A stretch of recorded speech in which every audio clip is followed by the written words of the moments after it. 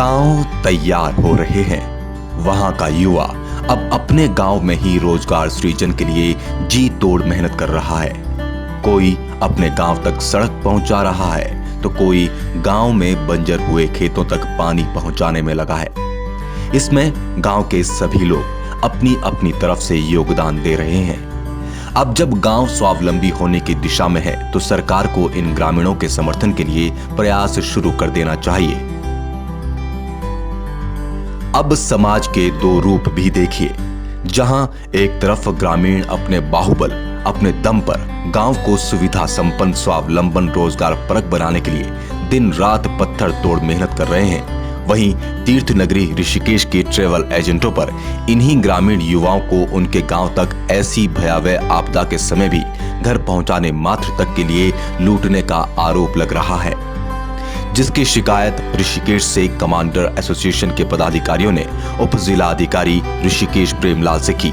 आज हम आपको इन्हीं दो गंभीर समस्याओं के बारे में बताने का प्रयास करेंगे, जिसमें एक ग्रामीणों के जोश से भरी हुई और दूसरी इन्हीं लाचार ग्रामीणों को उनके गांव तक पहुंचाने मात्र के लिए लूट से जुड़ी हुई है।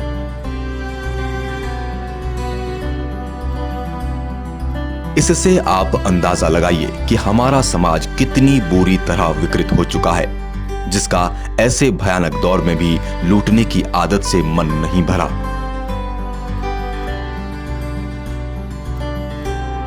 नरेंद्र नगर विकासखंड और नरेंद्र नगर विधानसभा के क्षेत्र में पड़ने वाला क्वीली पट्टी का मडगांव आजकल चर्चाओं के दौर में है।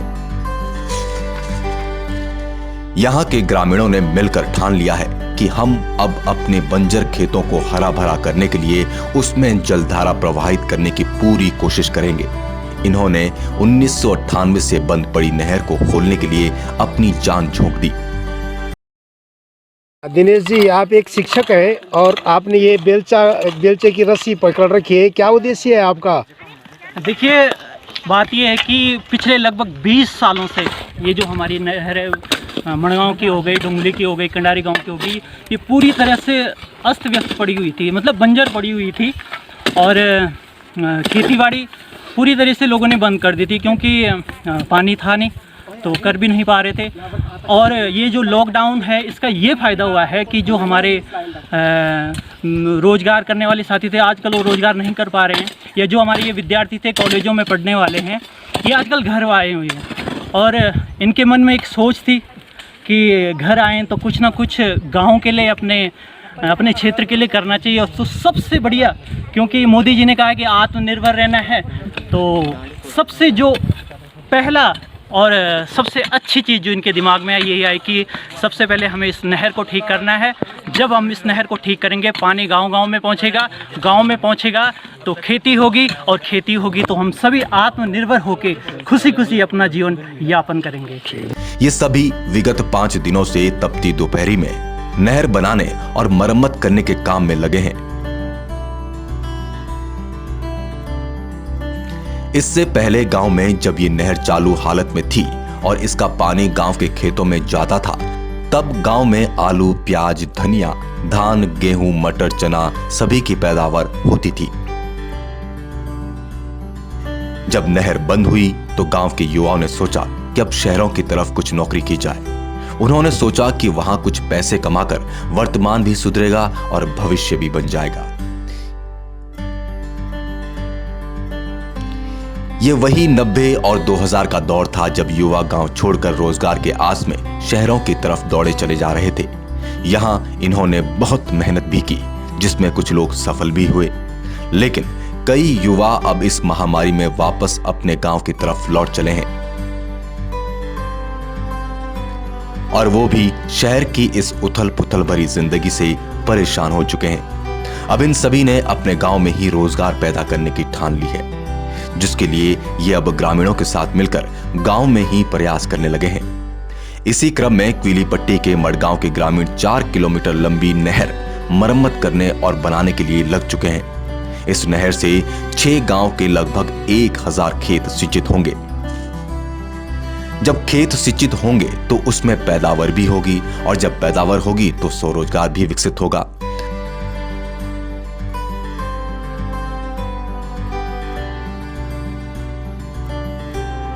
वैसे भी ये क्षेत्र राज्य के कृषि मंत्री सुबोध उनियाल का नरेंद्र नगर विधानसभा क्षेत्र है, जहां जब मंडी का निर्माण हो रहा है तो उस मंडी में बिकने वाले फल सब्जियों का उत्पादन हो जाए तो इस मंडी को अपने क्षेत्र से ही उत्पादन मिल जाएगा। जहां एक तरफ ये ग्रामीण अपने प्रयासों से गांव को रोजगार युक्त बनाने के मिशन में लगे हैं, वहीं तीर्थ नगरी के ट्रैवल एजेंटों पर मजबूर लोगों को लूटने का आरोप भी लग रहा है। यह आरोप Rishikesh tractor commander Sumo association के पदाधिकारियों ने लगाया है।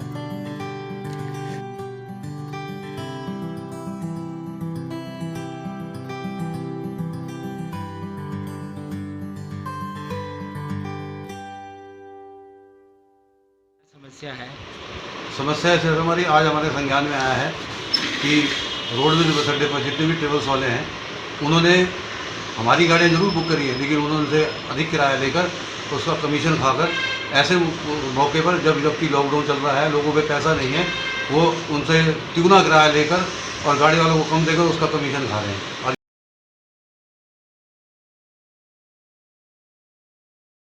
यात्रियों से जितने भी यात्री गढ़वाल में जाने वाले जो लोग बाहर से आए हुए हैं, कोई भी ट्रेवल्स वाला जो उनसे फालतू पैसा ले रहा है, इनके ऊपर सख्त से सख्त कार्रवाई होनी चाहिए। हमारी यही मांग है। यही चाहते हैं कि जो बाजार में लूट खसूट हो रही है इसके खिलाफ कड़ी से कड़ी कार्रवाई होनी चाहिए। ट्रेवल्स वाले एक्स्ट्रा रेट पे जा रहे हैं, ये अनहोनी नहीं होनी चाहिए।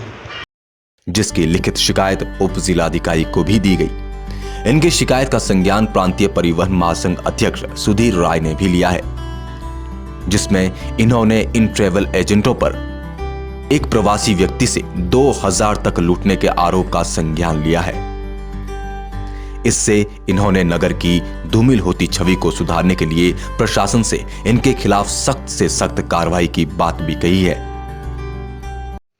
हमारे जो है कुछ प्रतिनिधियों द्वारा शिकायत की गई है कि संज्ञान में आया है कि आईएसबीटी जो परिसर है उसके अंदर कुछ ट्रेवल संचालक हैं जो अपनी मनमानी कर रहे हैं, यात्रियों से ज़्यादा बड़ा किराया ले रहे हैं और गाड़ी वालों को कम किराया देके जो ऊपर यात्रा में ऊपर अपने गंतव्यों तक भेजा जा रहा है, जिससे जो है प्रदेश की छवि के साथ साथ ऋषिकेश शहर की छवि खराब हो रही है। इसलिए हमने एसडीएम महोदय को ये सूचना दी है कि उक्त ट्रेवल संचालक पर जो है जरूरी कार्रवाई करें। मतलब 2-2 हज़ार रुपये, 1500 रुपये फालतू अत्यधिक छोटी गाड़ियों में जैसे मैक्सी कैब भेजी जा रही है, तो मैक्सी केस में जहाँ किराया 6000 होता है तो वहाँ 8000 रुपये लिया जा रहा है, ऐसा संज्ञान में आया है। Bureau report, Amla news, Rishikesh.